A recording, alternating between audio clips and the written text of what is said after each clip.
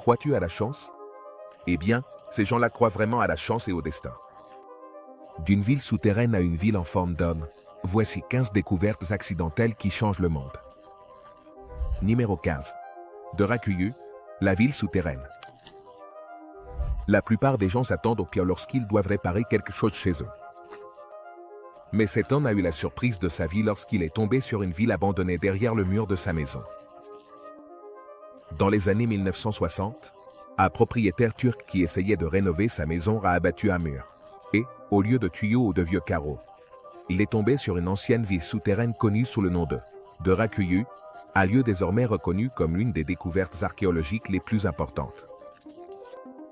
De Racuyu, située dans la région de la Cappadoce, n'est pas seulement une petite cachette souterraine. Elle s'étend sur environ 280 mètres de profondeur avec des tunnels complexes, des chambres, des conduits de ventilation, et même des caves. Je suppose que les gens de l'époque connaissaient très bien leurs priorités. Par sa taille, ce refuge souterrain pouvait facilement abriter jusqu'à 20 000 personnes. Les historiens croient que les Phrygiens ont taillé cette merveille souterraine entre les 8e et 7e siècles avant Jésus-Christ. Au fil du temps, plusieurs groupes, y compris les premiers chrétiens, l'ont utilisé comme cachette contre les assaillants et les persécuteurs, allant des églises aux écoles, et tout le reste. De Racuyu était bien plus qu'un refuge temporaire. C'était une communauté animée sous la surface. Ce n'est qu'en 1923 que ses habitants chrétiens ont été expulsés de Turquie et transférés en Grèce. Il est incroyable qu'après des centaines d'années, quelqu'un ait découvert cette importante trouvaille, par pure chance. Avant de continuer avec cette vidéo, appuyez sur le bouton d'abonnement et la cloche de notification dès maintenant. Numéro 14. Épée croisée de 900 ans, sur la côte du Carmel. Imagine que tu es plongeur et que tu espères trouver quelques poissons colorés, ou peut-être une vieille botte. Et, à la place, tu remontes une épée croisée de 900 ans. Cela ressemble au début d'une histoire héroïque, n'est-ce pas?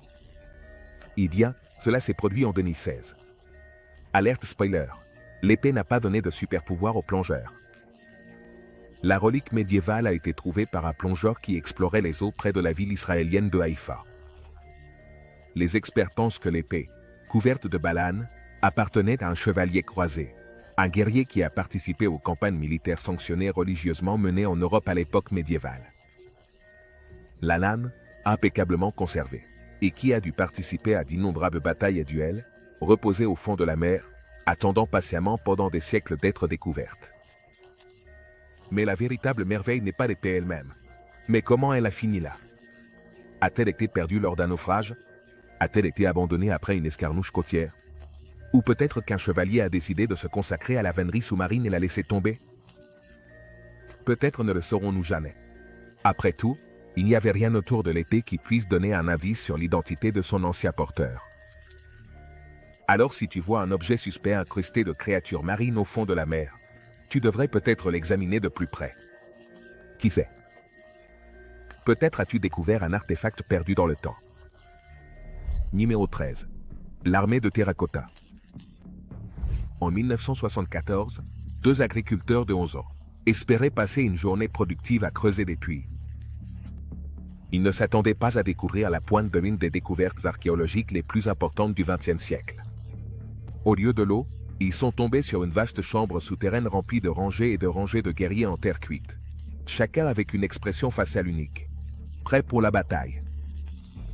Ces statues se sont avérées faire partie des nécropoles plus grandes construites pour l'empereur Qin Shi Huang, le premier empereur de la Chine unifiée. Ce qui est étonnant, c'est que ce vaste mausolée souterrain couvre environ 24 000 acres. Les guerriers, ainsi que les chevaux et les chars, ont été créés pour protéger l'empereur dans son voyage vers l'au-delà. Les archéologues estiment qu'il y a plus de 8 000 soldats, mais seule une petite partie a été excavée. L'artisanat et l'attention portée aux détails de chaque figure sont si impeccables que beaucoup considèrent la tombe de l'empereur comme la plus grandiose découverte en Asie de l'Est. Cependant, il faut se rappeler que les guerriers de terre cuite ne sont que les gardiens de la tombe de l'empereur. Le lieu de repos de l'empereur Qin Shi Huang reste scellé et inexploré en raison de la concentration de mercure trouvée près du tumulus. on ne dispose pas des outils adéquats pour creuser correctement. Que pourrait-il y avoir à l'intérieur? Numéro 12. Les manuscrits de la mer Morte. Dans la chaleur accablante de 24 000, près des rives de la mer Morte, dans l'actuel Israël, un berger bédouin nommé Mohamed Edib a fait une découverte archéologique d'une immense importance. Tout cela grâce aux errances d'une chèvre égarée. Selon l'histoire, le jeune berger cherchait sa chèvre perdue, parmi les falaises calcaires de Knorr. Frustré, il a décidé de lancer une pierre dans une grotte voisine, dans l'espoir de faire fuir sa chèvre, ou d'effrayer un prédateur. Au lieu du bêlement d'une chèvre, il a entendu le fracas de la poterie. Mohamed, curieux, s'est aventuré dans la grotte et a découvert une collection de grandes jarres en argile. À l'intérieur, il a trouvé un trésor de parchemins anciens et de rouleaux de papyrus, qui seraient plus tard reconnus comme les manuscrits de la mer Morte. Ces parchemins n'étaient pas des découvertes ordinaires, car ils comprenaient plus de 900 manuscrits écrits en hébreu, en araméen et en grec. Ils datent des 3 derniers siècles avant Jésus-Christ et du 1er siècle de notre ère. On ne peut pas exagérer l'importance des manuscrits de la mer Morte. Ils contiennent certaines des copies les plus anciennes connues de la Bible hébraïque, ainsi que d'autres textes juifs qui fournissent des informations précieuses sur l'histoire du judaïsme et les racines du christianisme. Ces documents incluent des commentaires bibliques détaillés, des hymnes et des textes uniques sur les pratiques mystiques et les règlements communautaires. Ce qui est étonnant, c'est qu'à ce jour, nous continuons à découvrir des fragments et des pages de ces écrits. Numéro 11. La grotte de Mouville. En 1986, près de Mangalia, en Roumanie, le géochimiste Christian Lascaux a fait une découverte surprenante. En cherchant un endroit pour construire une centrale électrique, il a trouvé un trou souterrain qui s'est avéré être une grotte, isolée du monde pendant environ 5,5 millions d'années. Malgré l'absence de lumière, la grotte était pleine de vie, mais c'est exactement le contraire qui s'est produit. L'air de la grotte est chargé de gaz nocifs comme le sulfure d'hydrogène et le dioxyde de carbone, et ne contient que la moitié de l'oxygène auquel nous sommes habitués. Cependant, dans cet environnement apparemment inhospitalier, la vie non seulement a persisté, mais elle a prospéré. L'écosystème de la grotte de Mouville repose sur la chimiosynthèse, un processus dans lequel les bactéries transforment le dioxyde de carbone en matière organique en utilisant l'énergie dérivée de réactions chimiques.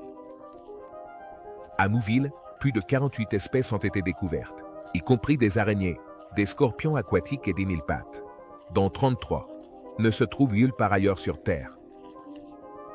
Ces créatures ont évolué dans l'obscurité totale, s'adaptant aux conditions difficiles de la grotte pendant des millions d'années. Beaucoup ont perdu la couleur et la vue, car elles ne sont pas nécessaires dans l'obscurité totale. Ne serait-il pas incroyable de trouver des écosystèmes inexplorés similaires ailleurs sur la planète? Imagine toutes les créatures que nous pourrions y découvrir. Numéro 10. Le trésor de Oxne. En 1992, dans le petit village de Oxne, dans le Suffolk, en Angleterre, un homme nommé Derek Lowes avait la mission apparemment ordinaire de retrouver le marteau perdu d'un ami, en utilisant son détecteur de métaux. Bien que cela puisse sembler banal, ce que Lowes a déterré était tout sauf ordinaire. Au lieu de trouver le marteau, ce qui te réjouira d'apprendre, il est tombé sur le trésor de Oxne.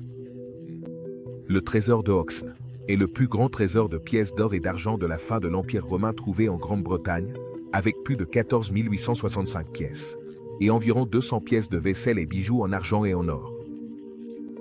Parmi les pièces les plus remarquables se trouve le poivrier de l'impératrice, un récipient en argent magnifiquement détaillé en forme de femme, représentant possiblement une impératrice ou une divinité.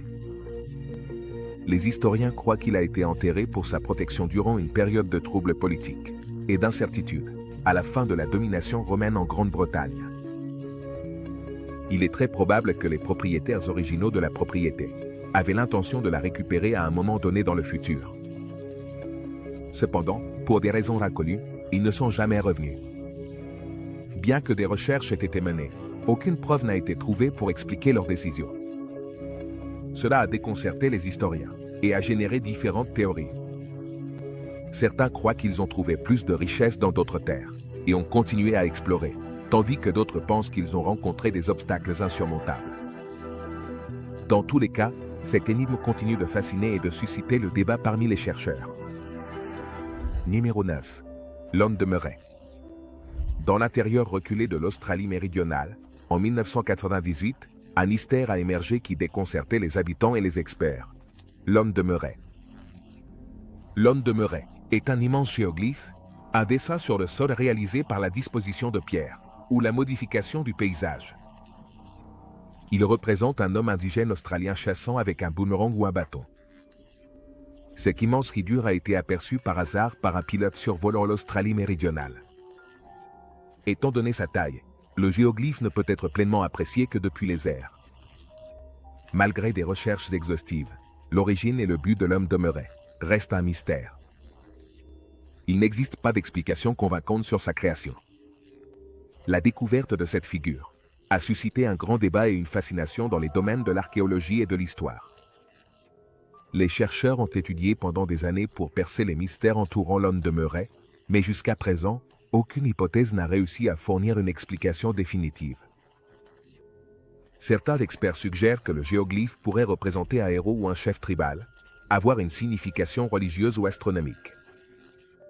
Indépendamment de son origine et de son but, l'Onde de Murray est une œuvre d'art rupestre, impressionnante qui reste une énigme éveillant la curiosité et l'imagination des gens. Bien que sa signification exacte reste inconnue, l'Onde de Murray continue de fasciner ceux qui le découvrent. Numéro 8. Carte de Pierre-Irès. Nous sommes en 1929, et Gustav Adolf Desmond, un théologien allemand, feuillette les recoins poussiéreux et oubliés de la bibliothèque du palais de Topkapi à Istanbul. Par pure chance, il est tombé sur un parchemin vieilli qui réécrirait notre compréhension de la cartographie ancienne, la carte de Pierre-Irès. Rédigée en 1513 par l'amiral ottoman et cartographe Pierre-Irès, cette carte est une création cartographique unique.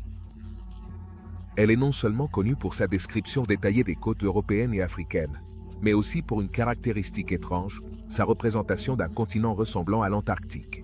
Mais au lieu du continent glacé qu'il est aujourd'hui, il est représenté à son stade préglaciaire. Maintenant, les lignes du temps ne s'alignent tout simplement pas.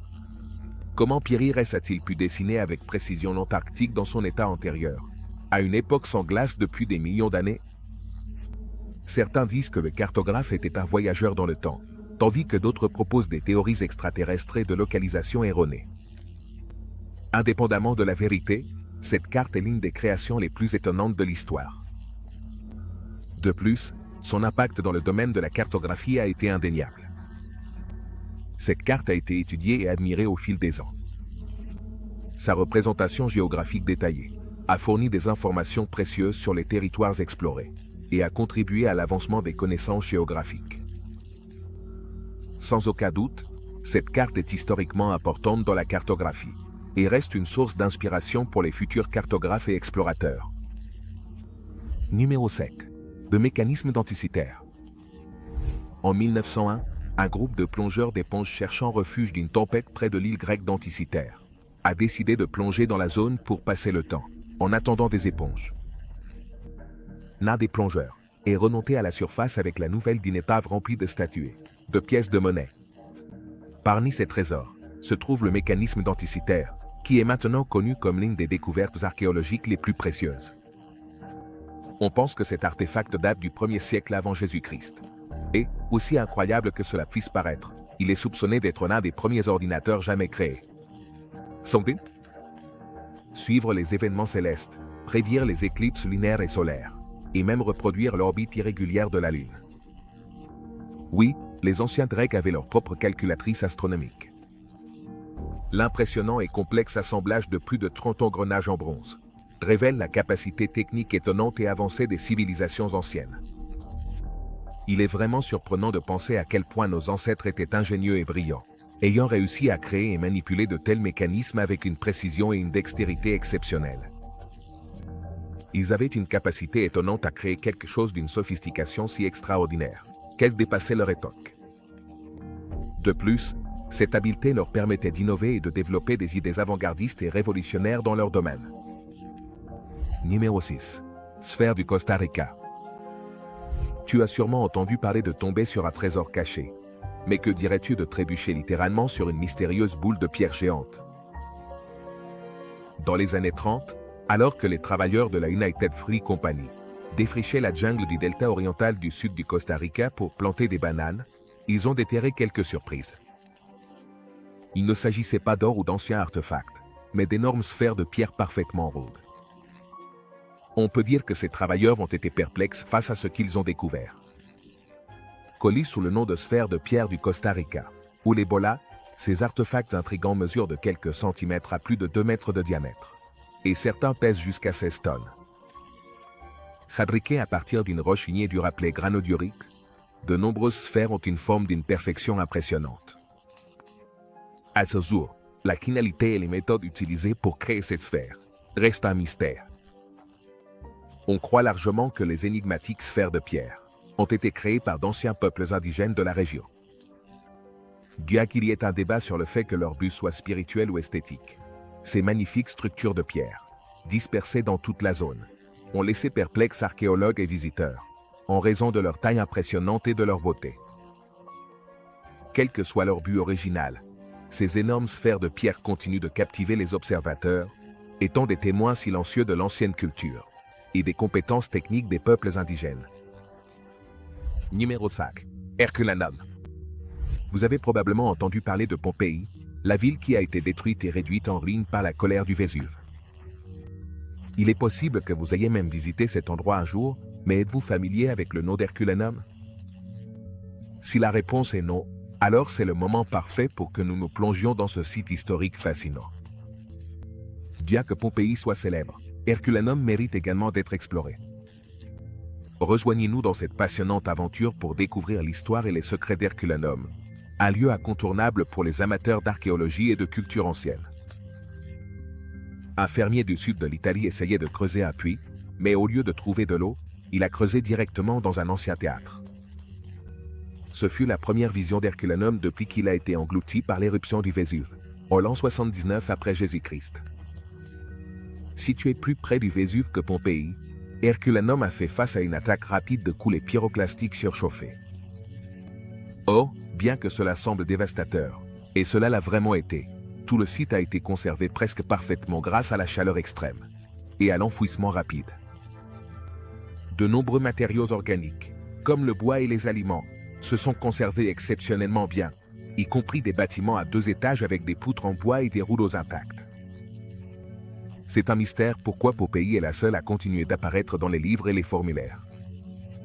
Or, si certains d'entre vous ont connu Herculanum avant de voir cette vidéo, vous connaissez peut-être 1 ou 2 anecdotes intéressantes sur cet endroit. Si je ne l'ai pas mentionné, n'hésitez pas à le partager dans les commentaires ci-dessous. Numéro 4. Nori Rowan et les voûtes d'Édimbourg. Dans les années 80, en rénovant sa maison, Nori Rowan est tombé, littéralement, sur une pièce du passé oublié d'Édimbourg, les mystérieuses chambres fortes d'Édimbourg. Les voûtes d'Édimbourg sont des chambres qui ont été construites au XVIIIe siècle. Au fil des ans, elles ont servi à divers usages, allant d'ateliers pour commerçants et d'espaces de stockage à, malheureusement, des repères d'activités illicites et des cachettes supposées pour criminels. À mesure qu'Édimbourg grandissait et prospérait, ces voûtes sont tombées dans l'oubli, jusqu'à être totalement oubliées et abandonnées. Leur existence est devenue un mélange trouble de légendes urbaines et de faits historiques. Seuls quelques-uns savaient ce qui se trouvait sous les rues pavées de la ville. La redécouverte accidentelle des voûtes par Rowan a ouvert la porte, ou devrais-je dire le sol, à la curiosité des historiens et des habitants. Aujourd'hui, les voûtes d'Édimbourg sont l'une des attractions touristiques les plus populaires de la ville. Il existe de nombreuses visites guidées, chacune offrant une perspective unique, allant des récits historiques aux contes surnaturels associés aux voûtes. En raison de leur noble histoire et des innombrables histoires qui leur sont associées, beaucoup croient qu'elles sont l'un des lieux les plus hantés du Royaume-Uni. Numéro 3. Louis-Quérouin, Villa romaine. Avez-vous déjà commencé un petit projet de rénovation chez vous et fini par découvrir un trésor historique? Non? Eh bien, Louis-Quérouin ne peut pas en dire autant. En 2015, Luc, designer professionnel de tapis, voulait poser des câbles électriques dans son jardin pour éclairer une ancienne grange. Cela semble assez simple, mais lorsque les ouvriers ont commencé à creuser, ils ont découvert quelque chose de bien plus ancien qu'une vieille canalisation rouillée. À la stupéfaction de tous, ils étaient tombés sur une mosaïque romaine immaculée, une relique d'une époque révolue. Les fouilles archéologiques ultérieures ont révélé que la mosaïque faisait partie d'une grande villa romaine, probablement construite entre les années 175 et 220 après Jésus-Christ. Cette villa, située près du village de Tisbury, dans le Wiltshire, est considérée comme l'une des plus grandes jamais découvertes en Grande-Bretagne. Ce qui est encore plus fascinant, c'est que, par sa taille et les objets trouvés, la villa appartenait probablement à une famille de grande richesse et statut. Parmi les objets découverts, figurent le cercueil d'un enfant, des bijoux, de la céramique et des pièces de monnaie. Les historiens croient que le site a été occupé depuis l'époque romaine jusqu'au 5e siècle. Sans aucun doute, une découverte fortuite qui change la vie. Numéro 2. La gorge d'Olduvai. Au début du XXe siècle, l'entomologiste allemand, Wilhelm Katwinkel, était en Tanzanie dans l'espoir d'en apprendre davantage sur les papillons. Mais au cours de son exploration, il est accidentellement tombé sur la gorge d'Olduvai. Bien qu'il se sentait un peu découragé de ne pas pouvoir observer de près les insectes qu'il recherchait, ce qu'il a découvert s'est avéré être bien plus précieux qu'il ne l'espérait. En s'enfonçant dans la gorge, il a trouvé un site archéologique avec des fossiles d'espèces éteintes, des outils primitifs et des preuves de formes de vie anciennes. Cette découverte révolutionnaire a permis aux scientifiques et aux historiens de mieux comprendre l'évolution humaine. Maintenant, au lieu de se concentrer sur les insectes, ils se concentraient sur le déchiffrement des mystères de la gorge, constituant une grande contribution à la paléoanthropologie. Dans cette gorge, le célèbre couple de paléoanthropologues Louis et Marie Leakey a découvert des fossiles et des outils en pierre, dans les années 1930, ce qui en fait l'un des lieux les plus significatifs de l'histoire. En fin de compte, cette découverte nous aide à mieux comprendre l'évolution de l'humanité. Un aspect remarquable de cette région est la découverte des restes osseux de l'espèce d'hominidés primitifs connue sous le nom de Homo habilis, considéré comme l'un des premiers membres de la famille humaine. Cela nous amène à réfléchir sur les origines de notre espèce et comment nous sommes devenus ce que nous sommes aujourd'hui. Numéro 1. La ville en forme d'homme. Centuripe, située dans la province de Venise, en Sicile, est une ville unique. Pas pour sa nourriture, ses habitants ou ses attractions, mais pour la ville entière en elle-même. C'est-à-dire qu'elle conserve les charmes habituels, une architecture historique, une cuisine qui mène eau à la bouche et des vues panoramiques. Mais ce qui est le plus remarquable dans cet endroit, ce sont ses caractéristiques géographiques. D'une perspective aérienne, le tracé de la ville et la topographie environnante ressemblent curieusement à une figure humaine. Centuripe a des racines anciennes, qui remontent à l'époque des Siciliens, les habitants originels de la Sicile. Plus tard, la ville est passée sous diverses dominations, des Grecs aux Romains. Sa position sur les collines en a fait un point stratégique pendant les guerres, et son sol riche, grâce au mont Etna voisin, en a fait un centre agricole. Qui aurait dit que cette ville deviendrait un intrigant accident géographique? Le contour est extraordinairement détaillé, avec ce qui semble être une tête, des bras et des jambes, ce qui fait de Centuripe le plus grand monument involontaire en forme humaine du monde. La tête de cette figure en forme humaine correspond au centre de la ville, qui contient des lieux et des bâtiments historiques. Le corps s'étend sur les collines et vallées environnantes, ce qui en fait une étude fascinante de géographie naturelle. La forme inhabituelle du terrain et ses lieux historiques font de Centuripe une destination intrigante pour les touristes. Et de plus, ce ne sont pas les experts qui ont fait cette découverte, mais c'était une trouvaille accidentelle d'opérateurs de drones. Ces découvertes sont incroyables. Merci de nous avoir regardés. À la prochaine.